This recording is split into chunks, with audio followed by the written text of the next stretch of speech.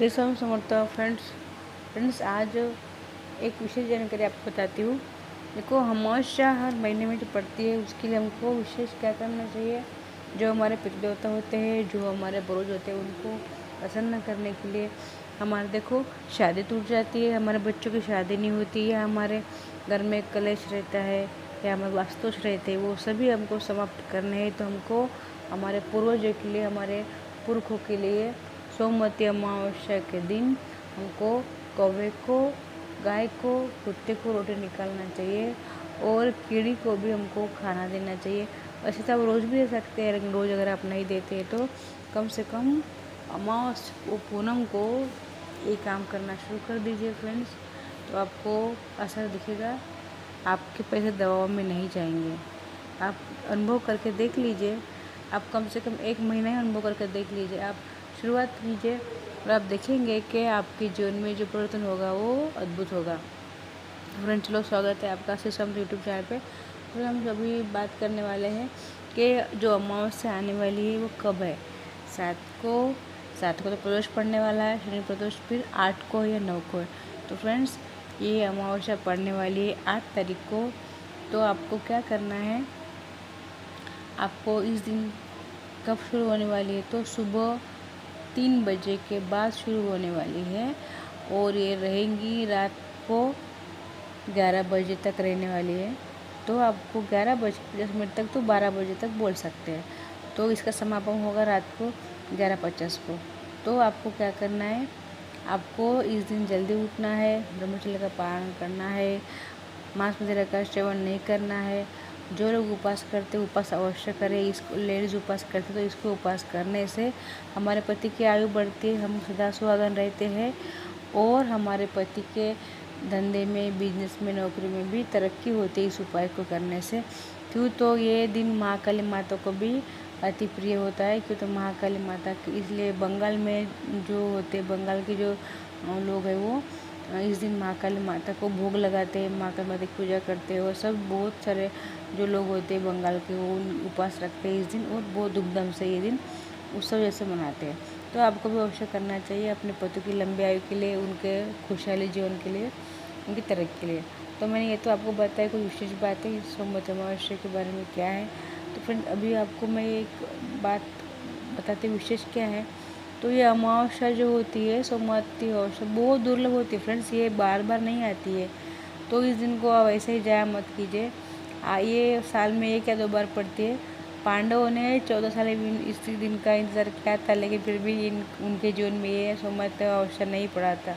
सोचिए आप, हम कलयुग के लोग कितने भाग्यशाली है। हम भाग्यशाली है, लेकिन हमको सब कुछ मिलता है, लेकिन हमका उपयोग हमको क्या करना है हमको पता ही नहीं है। तो आपको क्या करना चाहिए, आपको इस दिन जल्दी उठना चाहिए। अगर नदी है आपके घर के आसपास, नदी में नहाइए, नहीं है तो गंगा जल डाल के आपको हमारे जो सप्तपुरी बोलते हैं, हमको पता है हमारे शास्त्र में ऐसा एक नियम है। हम जब सप्तपुरी में स्नान करते हैं तो हमको हमारा जो देह है वापस से जन्म नहीं लेता है इस धरातल पर, ऐसे कहा जाता है। हमारा जन्म सफल हो जाता है।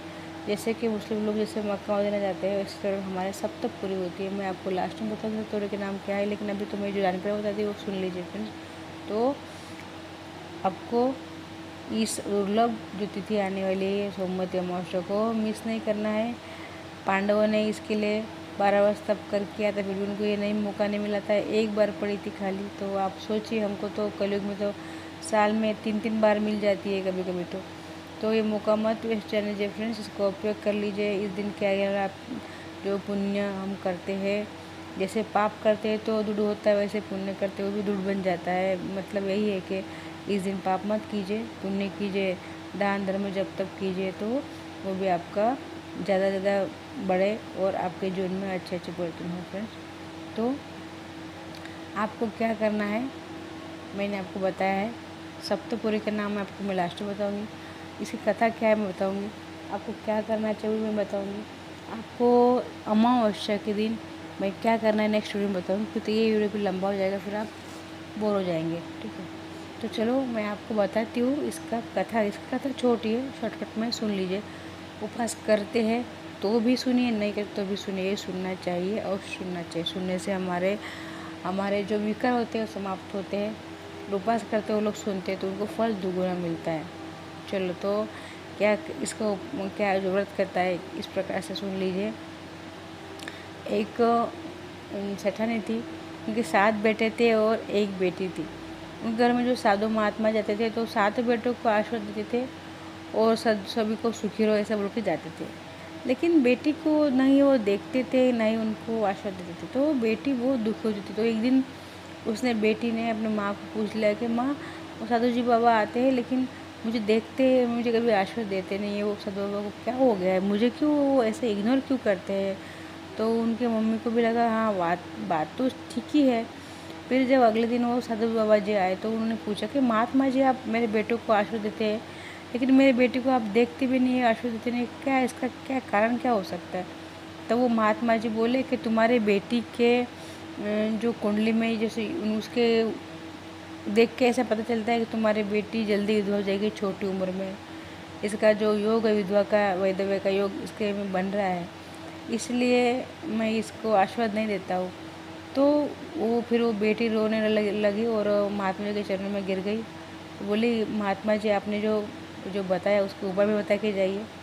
तो महात्मा जी बोले देखो, नदी के उस पार एक कपड़े धोने वाली धोबन रहती है, वो बहुत ही बड़ी दान पुण्य तो है, लेकिन वो सोमवती अमावस्या नहीं, ये पूरी अमावस्या, साल में जितनी भी अमावस्या होती है अब तक उसने बहुत पूरी अमावस्या की है। कितने सालों से अमावस्या का व्रत तो कर रही है, और वो तुम्हारे मांग में सिंदूर भर दे तो तुम्हें अगर वो आशीर्वाद दे दे सदा सुहागन का तो तुम विधवा नहीं होगी। लेकिन ये बहुत ही कठिन है, तुम कैसे कर पाओगे। तो वो तो ना किससे बात करती ना किसी का जाती है, बहुत नियम पालन करने वाली है वो। देखो अगर तुमसे हो सके तो करो, मैंने उनको उपाय बताया है। फिर ऐसा सुनते ही छोटा भाई अपने बहन को लेके नाव में बिठा के उस पार ले गया नदी के।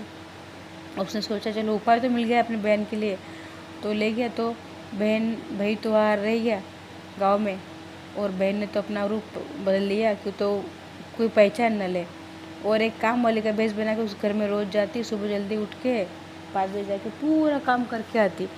तो रोज़ रोज़ वो बहू को लगती सास करे, सास को लगे बहू करे, रोज़ वो दोनों खुश, सास खुश बहू खुश। तो एक दिन उसने सोचा चलो मैं बहू को, अब बहुत खुश हूँ, बहू को पूछ ही लो कि बेटी तुम इतना अच्छा काम करती, जल्दी उठती, इतना काम करती। तो सास बोली बहू से, बहू बोली नहीं तो हाँ जी, मुझे लगा आप करती होंगी। तो बहू बोली नहीं बेटा, मुझे लगा तुम करती होगी। सास बोली मैं नहीं करती, बहू बोली मैं भी नहीं करती। तो ये फिर काम आके कौन करके जाता है। तो उसके बाद जब उन्होंने सुबह दोनों ने जल्दी उठ के देखा तो एक लड़की धोबन हाथ पकड़ के धोबन बोली, ये लड़की तुम कौन हो और इस घर मेरे घर में चुप चुप के आती हो, काम कर क्यों जाती, तुमको क्या चाहिए, क्या फ़ायदा है, क्या मनसा से तुम मेरे घर में आती हो।